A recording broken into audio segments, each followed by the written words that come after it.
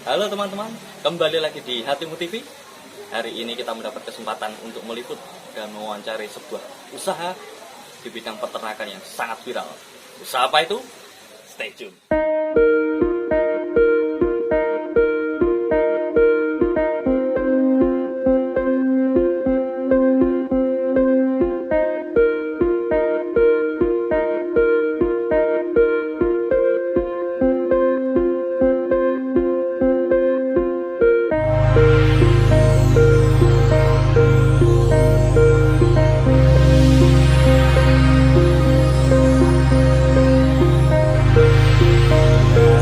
Bersama dengan Bapak Sugeng, pemilik dari kandang koi.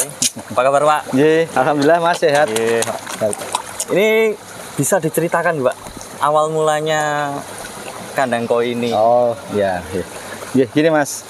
Ini sebenarnya dulu awal mulanya ini terbangun sekitar tahun 2009. 2009 itu waktu itu kita masih budidaya gurame Mas. Kita budidaya gurame sekitar 4 sampai 5 tahun. Lambat laun kita mencoba untuk budidaya ikan koi ya, karena kita dapat pemberian dari teman yang dari Jogja, itu akhirnya kita pijahkan. Setelah kita pijahkan, akhirnya ada beberapa induk ikan yang membuahkan hasil Mas. Dari ukur 15, 20 itu sudah laku, ada yang 150. Ada peminatnya gitu ya? Di sini ada yang peminatnya, ada yang 150 sampai 200.000. Nah, dari situlah kita mencoba mengembangkan di koi. Konsepnya gimana Pak, kandang koi ini Pak? Konsepnya sendiri kok sangat unik sekali nih Pak. Sangat ini sebenarnya untuk ya kalau istana berlebihan gitu Mas. Ini sebenarnya konsep awal memang nggak seperti ini, tapi karena berjalannya waktu kita ada ide-ide yang perlu kita sampaikan di sini, kita curahkan di sini. Kebetulan ada batu bata yang milik tetangga tidak terpakai. Iya itu. Terus akhirnya kita pasang di situ. Terus ada kandang-kandang kerbau ini yang pemilik ya, ini dari Wonogiri ini. Dari Wonogiri ini kok cocoknya di sini, akhirnya kita pasang. Itu selalu berjalan. Ya. Ini kalau alamannya ini tepatnya di mana sih Pak ini Pak? Ini tepatnya di desa Jimus, kecamatannya Polanharjo, kabupatennya Klaten. Ya. Ngomong-ngomong, ada berapa kolam sih Pak di area kandang koi ini Pak? Ya, gitu nggih. Ini untuk kolam sendiri sekitar 20 kolam untuk kolam yang display. Maksudnya yang kita pakai filter. Ini dari kolam ukuran 1,5 kali 2, 2 kali 3, atau sampai 3 kali 4, bahkan ada yang 5 kali 5. Ini ada sekitar 20 sampai 25 kolam. Terus ini yang tidak kita filter, yang di dalam sendiri ada 4 kolam pembesaran, 1. Yang ini untuk persiapan nanti kalau kita kehabisan stok, ada 3 atau 4 itu nggih. Terus di luar ada sekitar kurang lebih setengah hektar lah. Setengah hektar untuk apa itu Pak? Setengah hektar dibagi beberapa kolam, itu untuk pembesaran. Jadi mungkin dari benih, dari benih ukur buraya itu mungkin 1 sampai 3 cm, itu bisa 2 bulan nanti kita panen. Ada yang untuk pembesaran dari 15 cm sampai 30 bahkan 40 cm ada. Tipsnya agar ikannya biar sehat dan juga sangat menarik ini gimana Pak? Ya gini Om ya. Pada dasarnya kita itu tidak memelihara ikannya. Yang utama kita memelihara air. Jadi kalau airnya sehat, airnya bagus, ya itu nanti dengan sendirinya insya Allah ikan akan sehat. Gitu. Jadi kita menjaga kualitas air.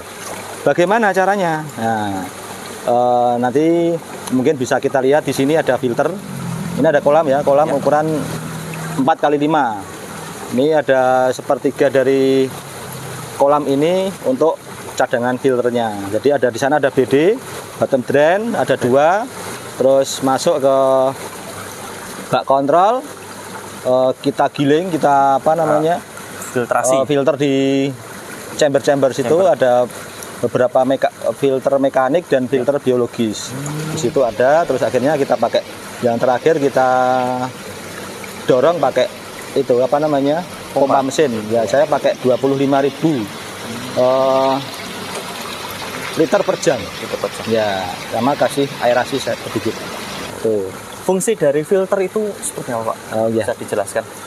Filter itu sebenarnya untuk pertama untuk menyaring kotoran-kotoran dari feses ikan atau dari sisa-sisa makanan, atau di sana ada apa namanya ruang-ruang khusus untuk rumah bakteri. Ya, yang fungsinya nanti akan apa namanya membuat air ini menjadi jernih. Teman-teman, kita berada di salah satu lokasi kolam pembesaran ini. Bapak, ini koleksi di kandang koi ini ada koi jenis apa aja ya, Pak? Oh. Ya kalau koleksinya emang banyak sekali ya Om ya. Mungkin nanti bisa saya sebutkan, tapi kalau tidak bisa semua mungkin jangan bisa cek sendiri nanti nggih. Ya mayoritas yang paling banyak satu jenis kohaku Om. Kohaku itu paling banyak di sini. Terus sanke, terus soa itu ada di sini. Ada shiro juga, shiro utsuri, shiro beko, hi utsuri ada. Terus ada juga jenis soragoi, cagoi banyak. Terus yang jenis-jenis ginrin juga banyak ini. Cagoi tembaga ginrin juga ada. Terus soragoi ginrin juga ada. Banyak Om di sini. Jadi nanti bisa cek satu-satu nanti. Ini kalau yang paling populer itu peminatnya konsumen itu yang seri apa ya, Pak ya? Iya, kebanyakan gosanke Om. Gosanke itu 3 jenis itu, soa, sanke, kohaku. Itu paling banyak diminati. Ada beberapa yang cari jenis antik ya, kayak mungkin Benekum Monryu, terus jenis apa namanya Kojaku Doit itu banyak juga. Di sini juga ada, di sini sudah kita siapkan. Insya Allah semua jenis ikan tersedia insya Allah di sini ada. Ya. Ini kan kandang koi ini kan pembesaran juga showroom istilahnya Pak ya, display ya. Pak. Itu kalau untuk ukuran yang layak siap jual itu dari berapa sampai berapa Pak? Oh ya. Kalau sebenarnya untuk penjualan ikan semua layak dijual. Dari bibit pun, dari ukuran 1 cm pun layak. Tapi kalau yang disiapkan di kandang koi khususnya ini minimal ukur 15, ya. 20 sampai 50-an BU seperti itu. BU itu ukuran kisaran rata-rata lah.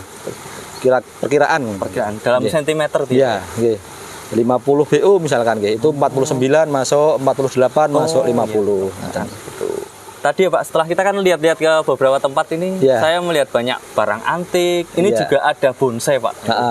Koleksinya kandang itu juga bonsai ini. Bisa diceritakan Pak kok kenapa memilih bonsai ini? Ya ini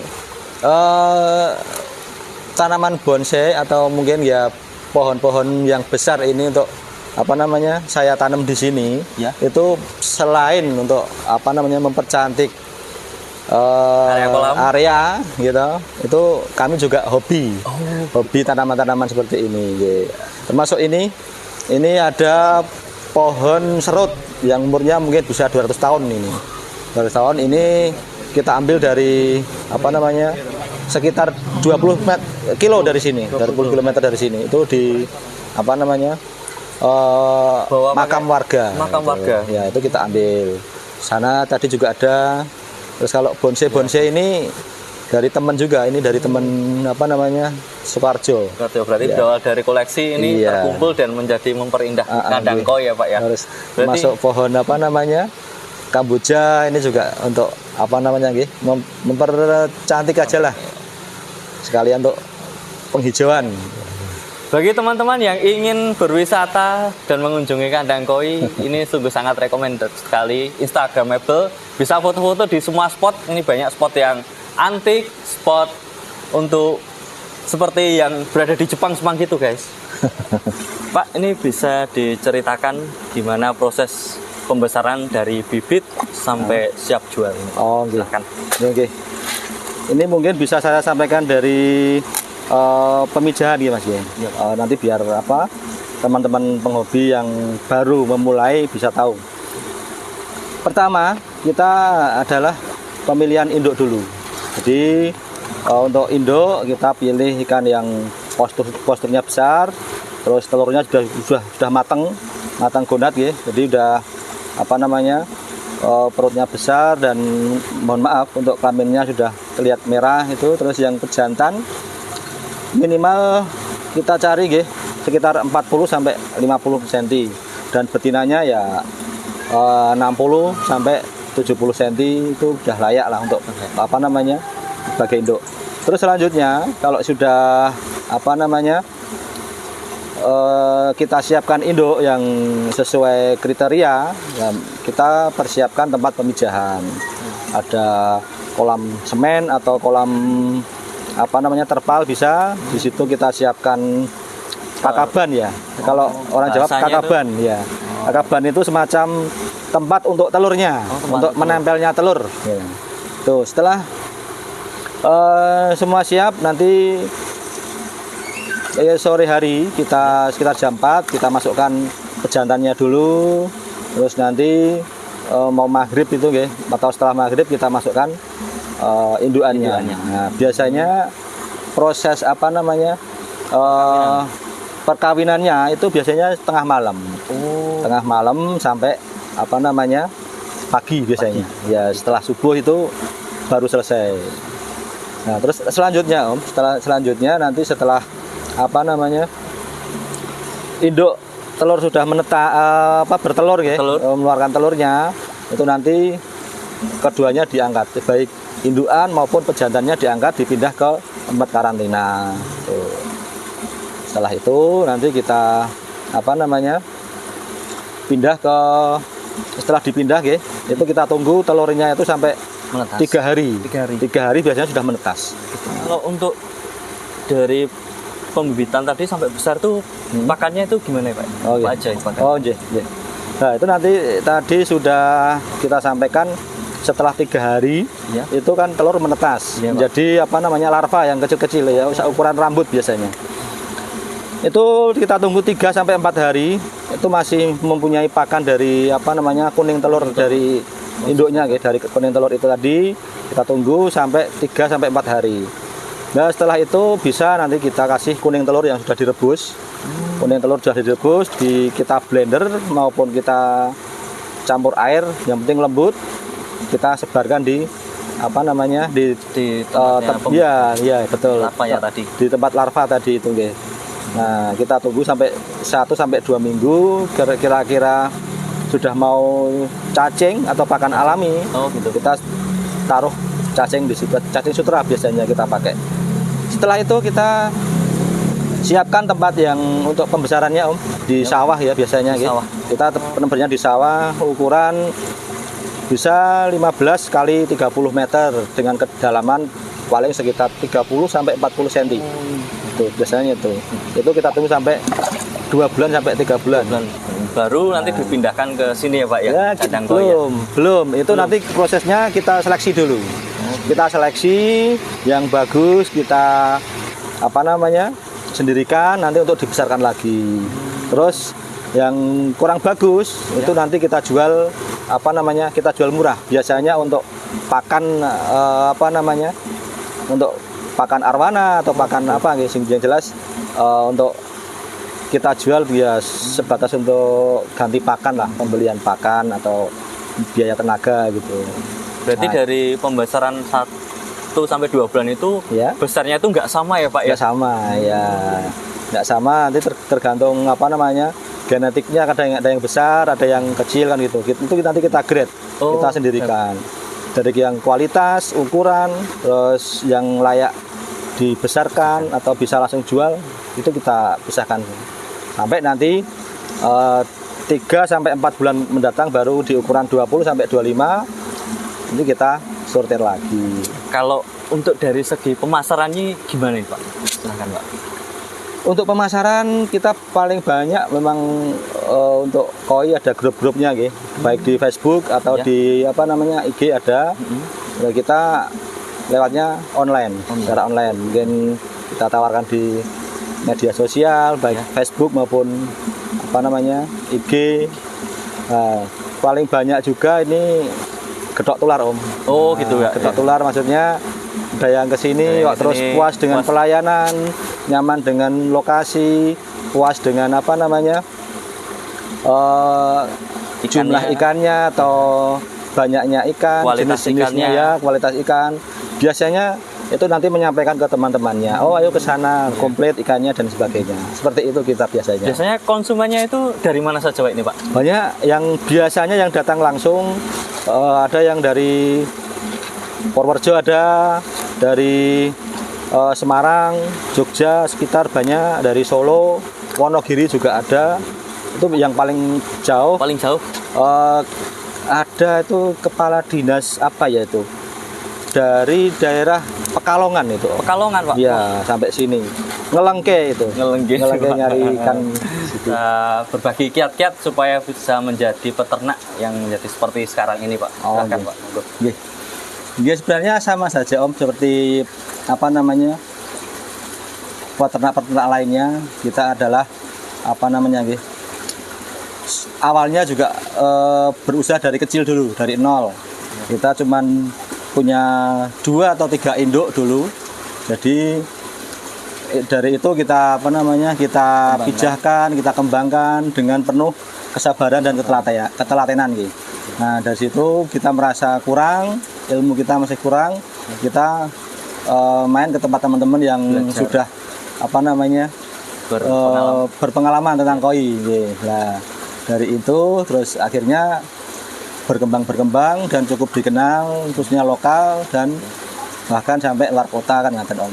Nah setelah itu nggih, untuk khususnya di koi ini kita jangan memikirkan untungnya dulu. Kita jangan memikirkan untungnya dulu, karena apa? Kalau kita memikirkan untungnya dulu ketika ada permasalahan ikan, kok sakit, kok ada kematian dan sebagainya, kita akan down.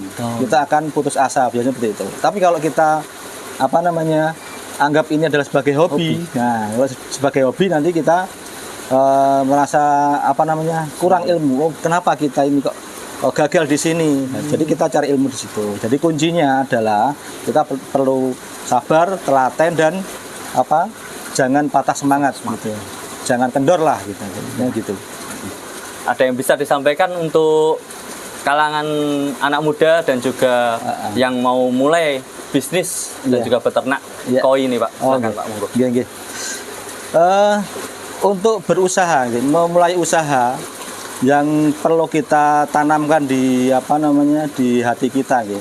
Kita harus pertama jujur, yang kedua ulet, termasuk telaten tadi, tidak patah semangat, itu, dan tidak malu. Tidak malu dengan apa namanya kondisi apapun, kita jangan pernah malu. Terus selanjutnya ya apa namanya kita perbanyak teman gitu, perbanyak teman dan apa namanya pelayanan yang baik. Gitu. Harapan kedepannya ini untuk Bapak gimana? Oh gitu. Ya, harapan saya dengan kandang koi ini, dengan kandang koi ini pertama kita juga mensejahterakan warga sekitar. Karena apa? Karena karyawan kita, staf-staf kita adalah apa namanya dari daerah sekitar, dan juga warung-warung di sini juga apa namanya ikut ramai juga dengan adanya kandang koi ini.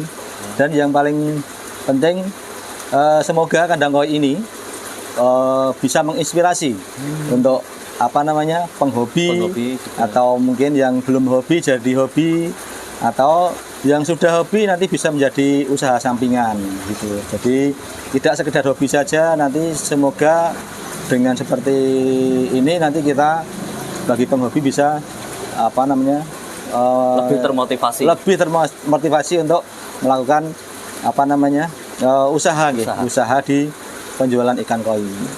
Bagi teman-teman yang ingin belajar ataupun sudah memulai usahanya beternak koi dan ingin mendapatkan pengalaman, bisa langsung belajar dengan Bapak Sugeng di Kandang Koi. Terima kasih Bapak atas waktu dan pengalamannya. Semoga usahanya makin berkembang dan makin maju. Makasih Pak. Salam. Moga-moga matur nuwun, sembah nuwun nggih. Oke teman-teman, kita sudah selesai mereview dan juga mewawancarai usaha ternak Kandang Koi bersama Bapak Sugeng. Ya, terima kasih atas waktunya. Dan jangan lupa untuk support channel ini dengan cara klik komen, like, dan subscribe. Sampai jumpa di kesempatan berikutnya. Ciao.